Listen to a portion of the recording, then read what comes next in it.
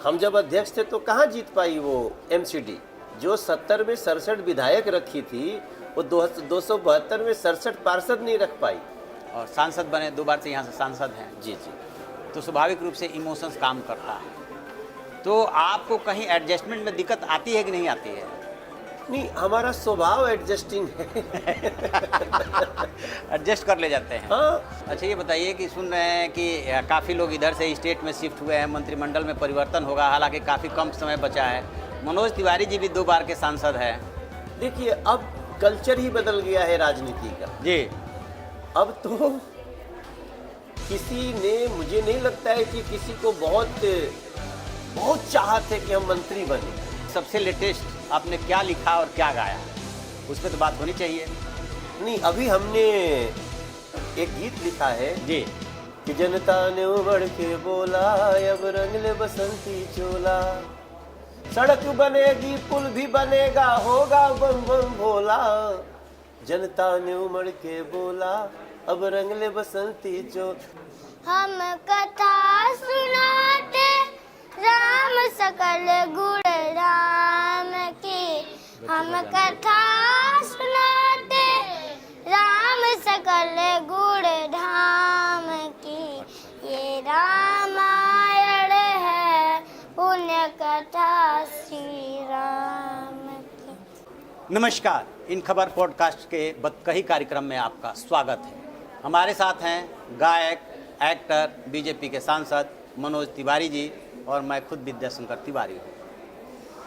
अब ये बताइए, 5 राज्यों में विधानसभा का चुनाव हुआ। आपको मैंने इंदौर में, आप गए थे, उनका कैलाश विजयवर्गीय जी गए, आपकी फ़्लाइट लेट हो गई थी, 11 बजे के आसपास आप पहुँचे थे। वहाँ पे हम लोग थे, प्रचार आप लोगों ने धुआंधार किया, 3 राज्यों में जीत मिली। इसके बाद क्या तैयारी है और इस पर क्या कहेंगे? देखिए, सबसे पहले तो हम धन्यवाद करेंगे मध्य प्रदेश को, छत्तीसगढ़ को और राजस्थान को, और धन्यवाद हम तेलंगाना और मिज़ोरम को भी करेंगे। वहाँ भी भारतीय जनता पार्टी पहले से ज़्यादा सीट लेके आई है, शुक्रिया, थैंक यू। लेकिन राजस्थान और छत्तीसगढ़, मध्य प्रदेश में ऐतिहासिक निर्णय आया है। राजस्थान में आप कह सकते हैं कि रिवाज भी जीता है और नरेंद्र मोदी जी में विश्वास भी जीता है। छत्तीसगढ़ में अहंकार हारा है, भ्रष्टाचार हारा है। राजस्थान में जिस प्रकार से ज्यादती हुई है लोगों के साथ, बहन बेटियों के साथ, कोई भी कल्पना नहीं कर सकता था कि राजस्थान की सरकार बचने वाली। मध्य प्रदेश में हम 5वीं बार आ जाएंगे, इसकी कल्पना कोई नहीं किया था, लेकिन हम कर रहे थे, क्योंकि जब ये लाइन आई कि मध्य प्रदेश के दिल में मोदी, तो मोदी जी, शिवराज सिंह चौहान जी का डबल इंजन, अब तक का किया हुआ बीजेपी का कार्य, उस जीत में एक ही संदेश है तीनों राज्यों के लिए कि अब हम इनके गली गली, घर घर तक मोदी जी की गारंटी को पहुंचाएं।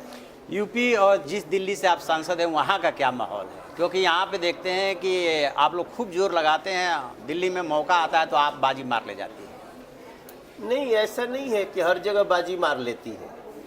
दिल्ली की बात कर रहा हूँ। हाँ, दिल्ली की बात मैं भी कर रहा हूँ। ऐसा नहीं है कि वो हमेशा जीत जाती है। हम 2 बार से सांसद हैं तो जीत के ही तो आए हैं जी।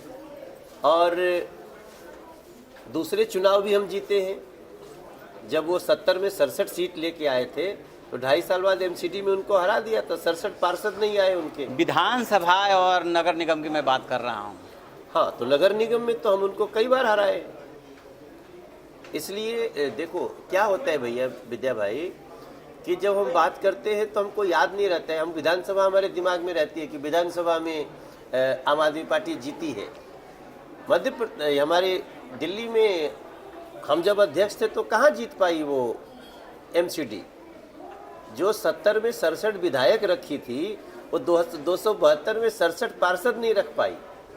तो ऐसा नहीं कि दिल्ली का पूरा उनके साथ। हाँ, उनका भ्रम जाल थोड़ा मजबूत हुआ, उनका झूठ थोड़ा मजबूत हुआ, लेकिन अब वो सब कुछ सारा भ्रम का जाल टूट पड़ा है। अच्छा, एक बात बताइए, आप गायक भी हैं और सांसद बने, 2 बार से यहाँ से सांसद हैं, जी जी। तो स्वाभाविक रूप से इमोशंस काम करता है, तो आपको कहीं एडजस्टमेंट में दिक्कत आती है कि नहीं आती है? नहीं, हमारा स्वभाव एडजस्टिंग है। एडजस्ट कर ले जाते हैं। हाँ, देखिए, आदमी को एडजस्टिंग नेचर का ही होना चाहिए, क्योंकि आपको अपने परिवार में भी एडजस्ट करना पड़ता है, आपको अपने बच्चों से एडजस्ट करना पड़ता है। किसी को भी गारंटेड मत लीजिए, आपको अपनी पत्नी से एडजस्टमेंट करना पड़ेगा। बिल्कुल। तो भैया, जब एडजस्टिंग नेचर होगा तो हर जगह एडजस्ट हो जाएगा। मैं सौभाग्यशाली सांसद हूँ कि मेरी पूरी लोकसभा में कहीं भी एडजस्ट करने में दिक्कत नहीं होती है। बहुत भावुक लोग हैं, वो नाराज भी होते हैं, अगर मैं उनसे घर जाके बैठ गया तो फिर वो कहते हैं हमसे वही गलती महसूस करने लगते। अच्छा, ये बताइए कि सुन रहे हैं कि काफ़ी लोग इधर से स्टेट में शिफ्ट हुए हैं, मंत्रिमंडल में परिवर्तन होगा, हालांकि काफ़ी कम समय बचा है। मनोज तिवारी जी भी 2 बार के सांसद हैं। देखिए, अब कल्चर ही बदल गया है राजनीति का जी।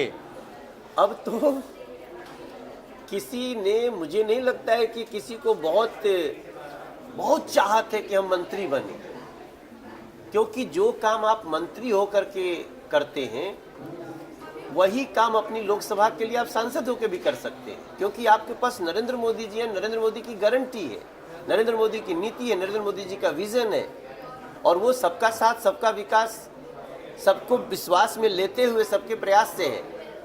तो मंत्री कौन बनेगा, अब तो ये सवाल कम से कम मत पूछिए, क्योंकि अब एक ही भाव हो गया है, कार्यकर्ता भाव।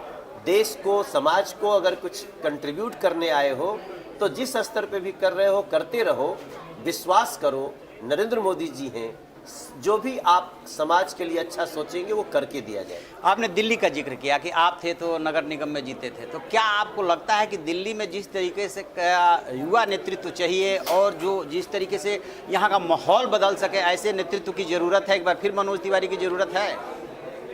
हम 2025 में आम आदमी पार्टी को दिल्ली के लोगों के सहायता से इनको हमेशा के लिए राजनीति से बेदखल कर देंगे। आप जान लीजिए कि आम आदमी पार्टी जितने कम समय में सबसे बड़ी भ्रष्टाचारी पार्टी हुई है, उसको कब 2025 के बाद भारत के मानचित्र में ढूंढना पड़ेगा कि आम आदमी पार्टी किधर है। अच्छा, एक बात बताइए, हम देखते हैं कि आपस में जब आप लोगों की बहस होती है राजनेताओं की, चाहे संसद हो, संसद से बाहर हो, एक दूसरे पे आरोप लगते हैं, प्रत्यारोप लगते हैं, लेकिन निजी रिश्ते ठीक रहते हैं। कई बार देखा है, निजी रिश्ते ठीक भी रहने चाहिए। तो कभी आपकी अनौपचारिक तौर पे बात नहीं होती है कि क्या करने आए थे, क्या करने लगे? आप तो बहुत पाक साफ आए थे, चप्पल पहन के चलते थे और कहाँ खो गए? देखो, वो तो नहीं बात करते हैं, लेकिन उनके साथ ही बात कर रहे हैं। अच्छा। और उनके अपने साथी इतने दुखी हैं कि उसी आधार पे मैं बोल रहा हूं कि 2025 में अरविंद केजरीवाल और उनकी जो भ्रष्टाचारी गैंग है, उसका विरोध उसी पार्टी में बहुत बड़े स्तर पे शुरू है। अच्छा जी। एक सांसद महोदय हैं, बड़ा आपसे दोस्ती रखते हैं, वो क्या कहते हैं? आजकल है नहीं बाहर वो। देखो, आप जिनकी बात कर रहे हैं ना, वो निश्चित रूप से बाहर में अच्छी बात, ठीक ठाक बात करते हैं, लेकिन जब आप भ्रष्टाचारी का साथ दोगे तो फिर आप अच्छा बोल के भी करेंगे क्या? फाइनली तो कोर्ट या कानून या संविधान ये नहीं देखता है कि आपकी वाणी कितनी अच्छी है और आपका कर्म कैसा है। वाणी का कर्म से बाकी दुनिया में मतलब हो सकता है, कर्म अच्छा हो तभी वाणी का भाव है। अगर कर्म अच्छा नहीं है तो फिर कहा जाएगा कि मुंह में राम बगल में चूरी, इसी के लिए तो सब बना हुआ है। बिल्कुल बिल्कुल। अच्छा, अब ये बताइए सबसे लेटेस्ट आपने क्या लिखा और क्या गाया, उसमें तो बात होनी चाहिए। नहीं, अभी हमने एक गीत लिखा है जी कि जनता ने उमड़ के बोला, अब रंगले बसंती चोला, सड़क बनेगी पुल भी बनेगा, होगा बम बम भोला। जनता ने उमड़ के बोला, अब रंगले बसंती चोल, राजस्थान उमड़ के बोला, छत्तीसगढ़ उमड़ के बोला, मध्य प्रदेश के दिल में क्या है बता दिया है टोला। ये देश उमड़ के बोला 2024 में 400 पार करेगा टोला, अब जनता ने है बोला देश रंग लिया बसंती चोला। जो सनातन विधर्मी है, जो सनातन है विरोधी, देश ने उनको औकात बताया। देश को लूटने वालों को है सही जगह दिखलाया। और 2024 में मोदी की गारंटी बोला, जनता ने उमड़ के बोला अब रंग ले बसंती चोला। बहुत अच्छा। ये भाव है हमारा। बच्चे भी कुछ गा रहे थे। राम मंदिर पे भी कुछ हो जाए।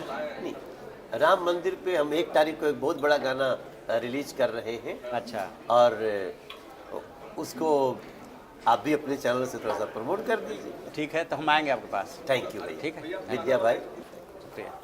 ये बच्चे बहुत गुणी हैं, तो सुनो आप लोग, देखो आप सबको बहुत प्राउड फील होगा।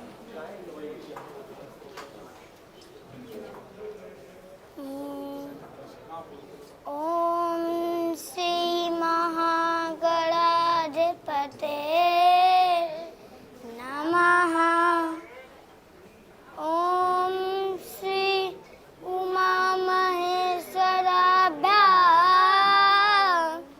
नमः। वाल्मीकि गुरुदेव के पद पंकज सिरनाय। सुमिरे मात सरस्वती, हम पर हो सहाय। मात पिता के वंदना, करते बारंबार। गुरुजन राजा प्रजाजन, नमन करो स्वीकार। हम कथा सुनाते राम सकल गुण राम की।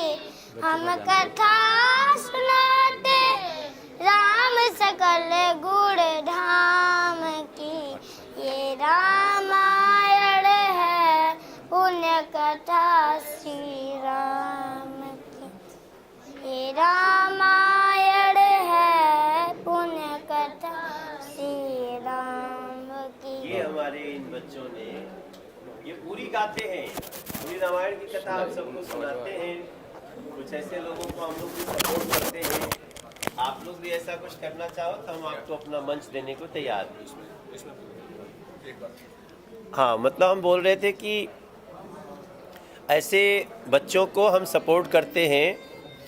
और हमारे देश की एक बहुत बड़ी विरासत है कि हम श्रव्य में जाते हैं। पाठ्य से ज़्यादा हमारा देश सनातन को श्रव्य में लेके गया है। हमने किसी और से सुना, हमने फिर किसी और को सुनाया, फिर उसने किसी और को सुनाया। और ये श्रव्य व्यवस्था को भी हम आज इन खबर के डिजिटल में हम सबको बताना चाहते हैं कि आप भी इस श्रव्य परंपरा को आगे बढ़ाइए। और अगर कोई आपको मिलता है ऐसी प्रतिभा तो उसको ज़रूर सपोर्ट करिए। जय Shri Ram. Thank you Babu.